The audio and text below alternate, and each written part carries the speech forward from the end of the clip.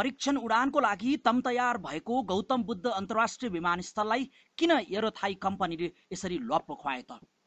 भौतिक पूर्वाधार निर्माण करिब सम्पन्न भई परीक्षणको तयारीमा रहेको भैरहवा स्थित गौतम बुद्ध अन्तर्राष्ट्रिय विमानस्थलमा परीक्षण उडान गर्न नेपालले एयरपोर्ट अथोरिटी अफ इन्डियालाई प्रस्ताव गरेको छ। नेपाल नागरिक उड्डयन प्राधिकरणका अनुसार उड्डयन उपकरण तथा उडान विधिको चेक जाँच तथा परीक्षणका लागि विशेष उडान गर्नुपर्ने हुन्छ। यो उडान गर्ने जहाजमा परीक्षण गर्ने उपकरणहरू जडान गरिएका हुन्छन्। यसअघि थाइल्यान्डबाट यस्तो जहाज ल्याएर फ्लाइट क्यालिब्रेसन गर्ने तयारी गरिएको थियो, तर विदेशबाट विशेष वायुयान र दक्ष विज्ञ आउन सम्भव नभएपछि भारतीय निकायसँग यसका लागि प्रस्ताव गरिएको छ। भारतीय निकाय यसका लागि इच्छुक समेत देखिएको भन्दै प्राधिकरणले नेपाल सरकारको स्वीकृतिका लागि पठाएको जनाएको छ। दर्शकवृन्द, सरकारले स्वीकृति दिएसँगै विमानस्थलको विशेष परीक्षण हुने भएको छ।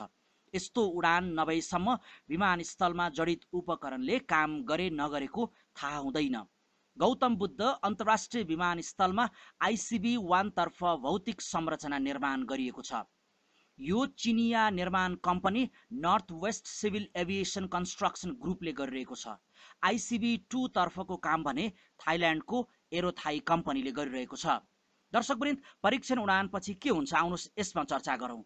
अब भने फ्लाइट क्यालिब्रेसन पछि सञ्चार कन्ट्रोल टावर सहित विमानस्थलमा जडित उडान उपकरणहरूले काम गरे नगरेको पत्ता लाग्नेछ भने यस्तो फ्लाइटमा अब भारतीय विज्ञहरू सहभागी हुनेछन्।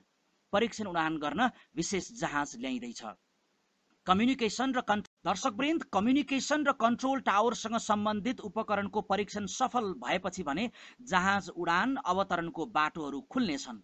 त्यसपछि अन्तर्राष्ट्रिय नागरिक उड्डयन संगठनबाट मान्यता प्राप्त रुटहरू स्थापित गर्नुपर्ने हुन्छ। प्राधिकरणका अनुसार भैरहवा विमानस्थलमा फ्लाइट क्यालिब्रेसन सकिएपछिको 3 महिनामा विमानस्थल व्यावसायिक उडानका लागि योग्य बन्नेछ। प्राधिकरणका अनुसार त्यसपछि प्राधिकरण आफैले परीक्षण उडान गरी अन्तर्राष्ट्रिय उडानका लागि यो विमानस्थल खुला गर्नेछ। दर्शकवृन्द, कति छ त आयोजनाको प्रगति? सधैँ 95-97% भनिरहेको प्रगतिको बारेमा थप अपडेट यस्तो आएको छ। प्राधिकरणका अनुसार आर्थिक वर्ष 2077-78 सम्म विमानस्थल आयोजनाको भौतिक तर्फको प्रगति 97% पुगेको छ। आयोजनालाई कोभिड-19 को प्रभाव भने परेकै छ। चिनिया र थाई प्राविधिक बढी खटिएको यो विमानस्थलमा काम गर्ने कामदार कोरोनाका कारण उतै रोकिएका थिए। दर्शकवृन्द, कोरोना कम भएको र खोप उपलब्धता पछि भने आयोजनाले गति लिएको थियो। विमानस्थलमा अहिले जडान गर्नुपर्ने रनवे लाइट, यान्त्रिक अवतरण प्रणाली, सञ्चार उड्डयन सहायक उपकरण, ब्यागेज ह्यान्डलिङ, एक्सरे जस्ता उपकरणहरूको जडानको काम पनि सकिएको छ। विमानस्थलमा अहिले क्याटेगोरी 4 बराबरको अग्नि निवारण तथा जीवनोद्धार सेवाका लागि आधुनिक दमकल र एम्बुलेन्स समेत खरिद गरी ल्याइएको छ। विमानस्थलको धावन मार्ग, टर्मिनल भवन तथा टावरहरू निर्माणको काम भने 2 वर्ष अगाडि नै सम्पन्न भएको थियो। यो विमानस्थलमा एसियाली विकास बैंकले लगानी गरेको छ।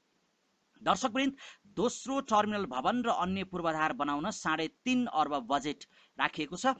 सरकारले गत आर्थिक वर्षभित्रै यो आयोजना सञ्चालनमा ल्याउने लक्ष्य राखेको थियो, तर कोरोना भाइरसको महामारीसँगै आयोजना समेत पछाडि धकेलिएको छ। सरकारले चालु आर्थिक वर्षमा दोस्रो टर्मिनल भवनको निर्माणदेखि अन्य भौतिक संरचना निर्माणका लागि भन्दै थप 3.5 अर्ब रुपैयाँ बजेट विनियोजन गरेको छ। यो आयोजनाले 3 अर्ब 53 करोड रुपैयाँ बजेट पाएको छ। भैरहवा विमानस्थलको निर्माणको काम 21 डिसेम्बर 2014 बाट सुरु भएको हो र विमानस्थलको प्रारम्भिक लक्ष्य अनुसार डिसेम्बर 2017 मै सञ्चालनमा आइसक्नुपर्ने थियो, तर यो मिति भन्दा थप 4 वर्ष अवधि लम्बिएको छ। विमानस्थलको भौतिक संरचना निर्माणको लागत 6 अर्ब 22 करोड 51 लाख रुपैयाँ हो, तर यस विमानस्थलको मुआब्जा वितरणमा भने 30 अर्ब भन्दा बढी रकम खर्च भइसकेको छ। दर्शकवृन्द, कस्तो बन्यो त विमानस्थल? भैरहवामा 3000 मिटर लम्बाई र 60 मिटर चौडाइको धावन मार्ग निर्माण भएको छ। सोही कारण काठमाडौँमा उडान अवतरण हुने सबै क्षमताका विमानको उडान अवतरण यहाँबाट पनि सम्भव हुनेछ।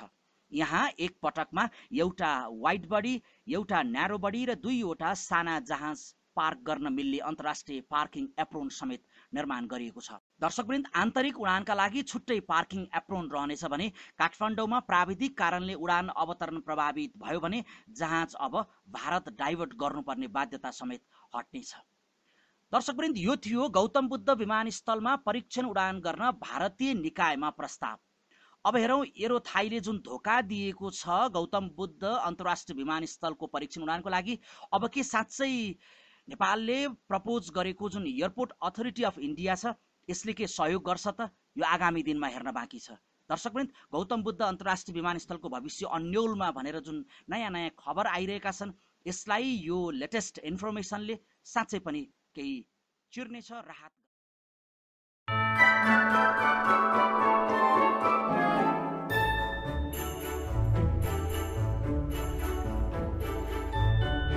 नयाँ दैनिकी नेपाली अनलाइन पत्रिका।